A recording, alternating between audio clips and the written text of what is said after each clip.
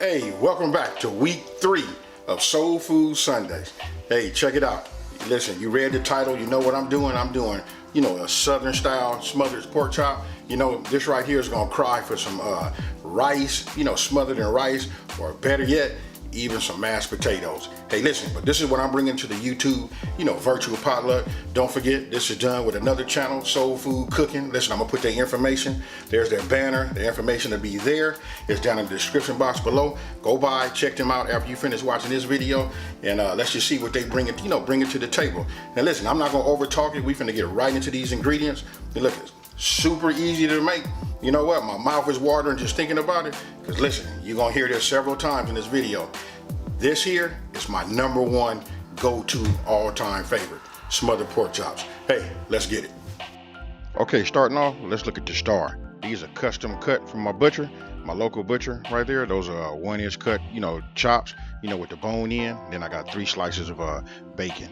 Listen, you guys are gonna find out what that bacon is for. Just hold tight.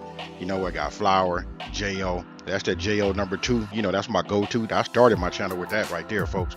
And listen, that oil right there. Listen, I put 2 tablespoons of oil in there. That's just in case you need it. That's just in case your bacon doesn't render enough fat. And then there we go. Okay, you saw garlic powder, and now that's the chicken broth. Low sodium, black pepper. It says to taste, but listen, you just gotta know how much it is. I kind of just know how much I would like to put in there. So going ahead and starting to set up everything and get my station together. That's where you saw that plate. You want to go ahead and you want to start. This is what I do. If you want to have great tasting, hands down the best pork chops. Listen, you want to season your meat first. Listen, it's okay. You season that meat, and then you're gonna flip it over. Then you're gonna repeat. That's what we're gonna do. And then the extra, we're gonna go ahead and add that. Look at there. We're gonna go ahead and just add that to the flour. So listen, we seasoning the meat and we season the flour. Hey, hold on. You guys gonna find out. Hey, this is gonna be enough. You gotta learn how to and that's what you're watching these videos for. It's just to learn how to season your meat, season your flour, for that great tasting, just pork chop. All right. So look, now you can see I got a whisk. Notice how I'm using the whisk. I'm turning it back and forth, kind of listen, I'm lifting it up, lifting the flour up with the seasoning. You know what I mean? Just rotating. And then I'm rotating the saucer. You can do it however you want to do it, but this right here works for me, and I don't get a lot of flour on my counter. Next thing, I grab my pepper. You know what? Like I said earlier, I just know about how much pepper I like to see, in there. I can just tell by the, the flakes inside of the flour, that it's just about right. Listen, you guys got to learn to start using that pepper, that black pepper, man. That enhances it also, just the same as just salt. So after you finish seasoning your flour, listen, I went ahead and got my oil together. I'm about to bring that up to temperature. What you see is I just put it in there, and I'm using a low edge, pan. You can use whatever you want to. So now, as I was doing that, listen, giving it time for my pork chops to absorb some of those seasonings. Now I go ahead and just hit it, and put them in the flour. Hey, real basic. But listen, the taste at the end is just gonna be outstanding. And I guess really I could say this is really for all of the new people that's new to cooking. This is it right here. So listen, you do that front and back, hit the edges, go ahead and set it. I like to set it on a baking rack like you just saw right there. Put it on there, let it sit up, and then we want to make sure this comes up to temp. That came up to 365 degrees, and the reason it was so high was when you add these thick, chops, it's gonna bring the cooking temperature down. I like to fry my pork chops anywhere between 330 degrees to 350. So listen, put them in there. Now these are some thick chops, so I'm gonna say somewhere right around 5 or 6 minutes. You want to take a look at them and make sure they don't turn too brown on you. Then you can just flip them over. Listen, we're not trying to cook them all the way, because listen, these are smothered pork chops. We're gonna do something with them after we get this brown, this nice crust on the on the outside. So right now we just cooking that flour, giving it just a general rough cook, about I'm gonna say about 5 minutes on each side. And then after that, you drain, shake it, and go ahead and put it back on the rack. And then we're gonna get rid of this oil right here. Once we get rid of this oil, this right here, hey, listen, when I tell you, hey, it's finna get hot for you, check this out. Listen, after that's clean out your pan. Now we come in. Remember those 3 slices? Now we gonna get that bacon. You know what we gonna do? We finna render down some of that fat. That's what it's about right there. You know what? That's the flavor. And as you can see, look at it in the pan right there.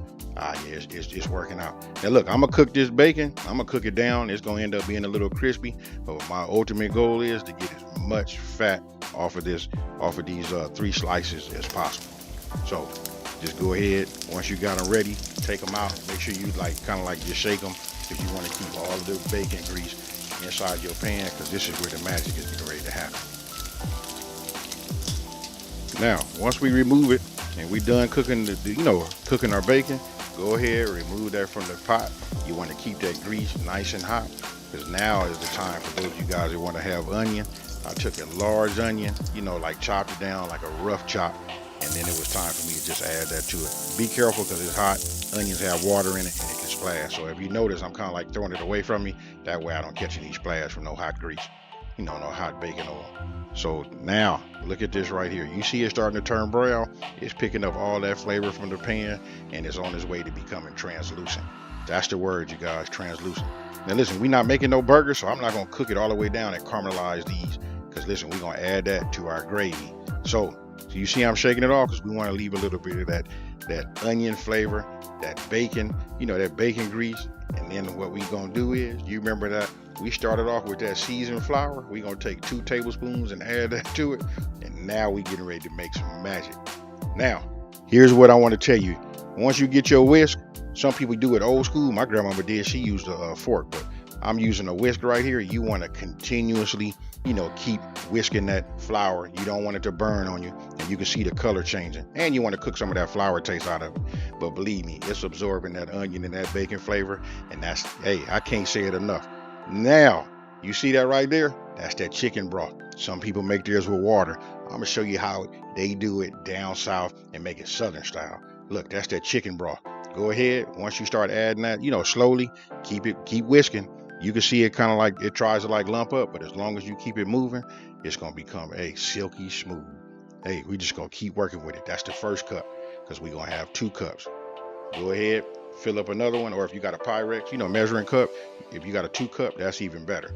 But you can see, look, it's cooking down. You see that simmer, them bubbles on the edge right there? I know y'all watching this right now. You probably saying because I sure am, watching it. Now, got my other cup. I'm just, there it go.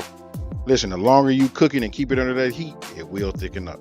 And the reason I'm showing this without doing no cut scenes and nothing like that is because I want you guys to see just how easy it is to do. You know what is, some of us, including myself, was scared of gravy. You know what I mean? But listen, I got it. It's really, really easy to master. It's all in the seasoning and the action in your wrist by keeping that whisk moving. As you can see right there, listen, that right there is just, I can't even say enough. And listen, I'm gonna keep it going like that, and then you can just watch. As you look at it, it's thickening up now, because I still got it underneath that medium. That's more like a medium low heat. You don't want to have it boiling over and cook it too fast. After you got the consistency, you don't want it to be too thick. Then you come back with them onions. Once you add them onions in there, you guys let me know down in the comment section below. Tell me right here when you saw them onions go in that gravy and me stirring it around. Tell me what you thought about that. So anyway, this is really going out to all the people that, you know what I mean? Like I say, this kind of has a little taboo on it, as far as making the gravy. And then go ahead and just add your pork chops, and the rest, you can just figure it out. That's it right there. Now listen, if you got a pan that you got a lid for, you can cook these, and you want to get an internal temperature of 145 degrees Fahrenheit. That right there will make sure that it almost guarantees that you'll have, I'm talking about a moist, super tasteful, smothered pork chop. So like I said, if you have a cover, even if you have to use foil, but if you got a cover for your pan, go ahead and let it simmer and let it cook till you reach your internal temperature of 145 degrees. And that there are smothered pork chops. Tell me down below. Tell me what you think. And this is my entry for Soul Food Sunday, week 3. So now you guys know just how easy it is to make smothered pork chops. Listen, you know what? I was in the store and I was thinking I'm gonna get some mushrooms, and then I forgot them. But once you start caramelizing and looking at it, you know what? It was screaming to add some mushrooms to it also. So just super easy. Right now my mouth is getting watery. You know what? I'm getting ready to go ahead and cut me some. We finna taste it, and you know, check it out. But these are some thick chops, you guys. You know, so check it out. Let me get a little bit of this gravy. There you go, right there. Hope you guys can see that.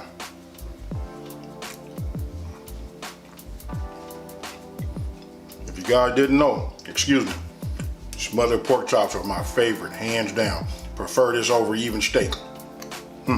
How it's like. You know what? Me talking about it is not gonna do it no justice. You guys, you know what? Just follow this. This is my entry for week 3 of Soul Food Sunday. Don't forget, after you watch this video, you gotta go by and check out Soul Food Cooking and see what they bring to the table.